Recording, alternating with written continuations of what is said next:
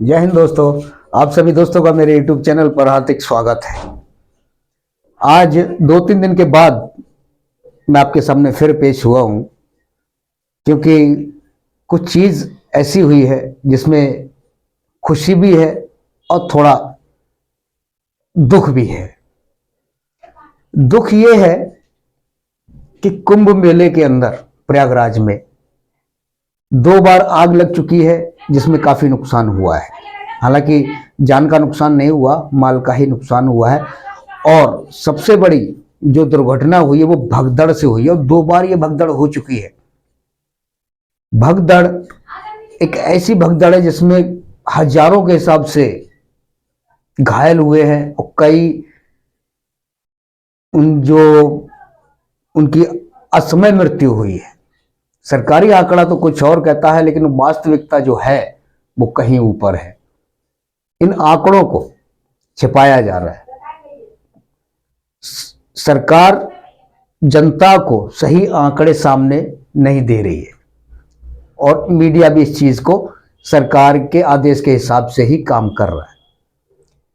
ठीक है, वो मसला अलग बात है कि मीडिया क्या कर रहा है, सरकार क्या कर रही है, लेकिन नुकसान जो है जनता का है, देश के उन श्रद्धालुओं का है जो वहां गए हुए हैं। दुख सभी देश के नागरिकों को है। देखिए, आज का विषय जो है एक ऐसा विषय है, शायद आपका ध्यान उस तरफ नहीं गया होगा। वो विषय है कि कुंभ मेले के अंदर मुस्लिमों की एंट्री पर बैन, प्रतिबंध। वो उसके अंदर दुकान नहीं लगा सकते, कोई व्यवसाय नहीं कर सकते, अपनी रोजी रोटी नहीं कमा सकते। ये योगी जी का आदेश था। एक आदेश योगी जी का और आया था। उन्होंने कहा था कि मुस्लिम आ सकते हैं, लेकिन व्यापार या काम करने के इरादे से नहीं। वो सिर्फ श्रद्धा के हिसाब से आए, गंगा स्नान करें और जाएं। भाई, किसी दूसरे धर्म के बारे में ऐसा क्यों? कोई स्नान करने क्यों जाएगा? या हिंदू भाई मक्का में हज करने क्यों जाएंगे? अलग अलग आस्थाएं हैं, अपने अपने धर्म की मान्यताएं हैं। हमारा संविधान भी यही कहता है कि अपने धर्म को 100% मानने वाला इंसान ही सच्चा धार्मिक होता है, ना कि दूसरे के धर्म को ये कहे कि भाई आप मेरे धर्म के अंदर मेरी धर्म की मान्यताओं को मानो, तब आप आ सकते हैं। ठीक है जी। एक आदेश और आया था कुंभ मेले से पहले, जब कांवड़ यात्रा चल रही थी, हरिद्वार से लेकर गंतव्य तक जो कांवड़िए जो होते हैं, वो अपने स्थान तक, अपने गांव तक जब जाते हैं कांवड़ लेके, तो उस रास्ते में मुस्लिमों की भी दुकानें और ढाबे, रेस्टोरेंट पड़ते हैं। तो उस आदेश में कहा गया था कि मुस्लिम लोग अपने ढाबे पर अपना नाम लिखेंगे, और अगर कोई हिंदू रेस्टोरेंट है तो वहां कोई मुस्लिम व्यक्ति अगर कोई नौकरी कर रहा है तो वहां वो नौकरी ना करे। ये ऐसा आदेश था जो विघटनकारी है, नफरत फैलाने वाला था। लेकिन उन्होंने कहा कि भाई ये हमारी स्वच्छता और मान्यता के हिसाब से है कि मुस्लिम लोग स्वच्छता के हिसाब से खाना देंगे या नहीं देंगे, भोजन देंगे या नहीं देंगे। लेकिन उसी दौरान कई चीजें ऐसी भी आई हैं जिसमें कांवड़ियों की सेवा करते हुए मुस्लिमों ने काफी कांवड़ियों की सेवा की, और ये हर साल करते चले आए। मैं अक्सर देखता हूं इन चीजों को। अब रहा सवाल कुंभ का, बहुत अच्छा हुआ था योगी जी ने इस आदेश को दिया, कहा कि भाई मुस्लिमों की एंट्री बैन है। अगर वहां भाई साहब मुस्लिम होते और ये इस दौरान जो हादसे हुए हैं, भगदड़ के या आगजनी के, आगे लगी है अचानक स्वतः ही इंसानी गलतियों से, और इतना नुकसान हुआ था कि हद से ज्यादा। अगर वहां पर मुस्लिम मौजूद होते तो आज मुस्लिमों को, देश के मुस्लिमों के साथ क्या होता आप कल्पना कीजिए। पता नहीं कितने दंगे हो गए होते। जहां जहां अगर वहां मुस्लिमों की दुकानें होती तो सबको तो पहले गिरफ्तार किया जाता, उनसे पूछताछ होती, पता नहीं कहां कहां से, किन किन संगठनों से उनके तार जोड़ दिए जाते, अलकायदा हो या कोई दूसरे आतंकी संगठन हो। एक कंट्रोवर्सी पैदा कर दी जाती, तनाव पैदा कर दिया जाता और दिल्ली का जो चुनाव है उसमें फायदा उठाया जाता। योगी जी को इस चीज के लिए मैं धन्यवाद देता हूं कि उनकी एंट्री बैन की, लेकिन अफसोस इस चीज का है कि वहां पर जो जो बयान दिया दोबारा कि मुस्लिम आ सकते हैं केवल हमारी धार्मिक मान्यताओं को लेकर आए स्नान करने के लिए, क्योंकि ये धर्म को लेकर अगर आएंगे, अपने धर्म को छोड़ के आएंगे तो हमारा धर्म अपनाए, ये चीजें भी गलत हैं। किसी के धर्म की दखलंदाजी क्यों करें, और जरूरत भी क्या है जाने की। ठीक है जी, बहुत अच्छा हुआ, क्योंकि ये बहुत ज्यादा गलत हो जाता, बच गए। ये उनके लिए वरदान साबित हुआ है, मुस्लिमों के लिए ये आदेश। लेकिन इस भगदड़ के बाद, इस आगजनी के बाद, जो अचानक जो स्वतः जो आग लगी है, इसके बाद जो मुस्लिमों ने, प्रयागराज के मुस्लिमों ने जो सौहार्द की जो मिसाल जो कायम की है, वो काबिले तारीफ है। श्रद्धालुओं को उन्होंने मस्जिद, श्रद्धालुओं के लिए मस्जिदें खोल दी, मदरसे खोल दिए कि आइए आप यहाँ ठहरिए। व्यवस्था वहाँ की ठीक नहीं है, वहाँ आपको रहने के लिए जगह ठीक नहीं है। और सबसे बड़ी बात, उनका जो श्रद्धालुओं की जो दिक्कत है, खाने पीने के बाद टॉयलेट और वॉशरूम ये वहां पर उपलब्ध थे या नहीं, इस चीज की मुझे जानकारी नहीं, होंगे तो लेकिन कम मात्रा में होंगे। और 10 करोड़ व्यक्ति श्रद्धालु अगर वहां पर हैं तो सोच लीजिए कैसी व्यवस्था वहां चरमरा जाएगी। इस चीज को ध्यान में रखते हुए एक इंसानियत के नाते मुस्लिमों ने अपनी मस्जिदें और मदरसे वहां के खोल दिए।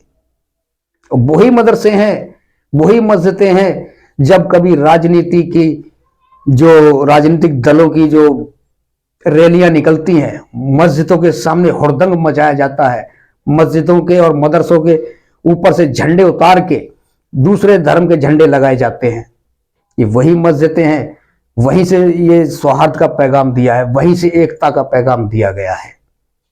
सोचने वाली बात है। इस राजनीतिक चक्कर में जनता ना पड़े, मेरा आशय यही है। कुछ दर्शकों को ये लगेगा कि ये मेरी बातों में तंज है, तंज नहीं है, मैं सिर्फ आपकी आंखें खोल रहा हूं, कोशिश कर रहा हूं कि आपका भविष्य, आपके बच्चों का भविष्य जो है सौहार्द में ही है, भाईचारे में है।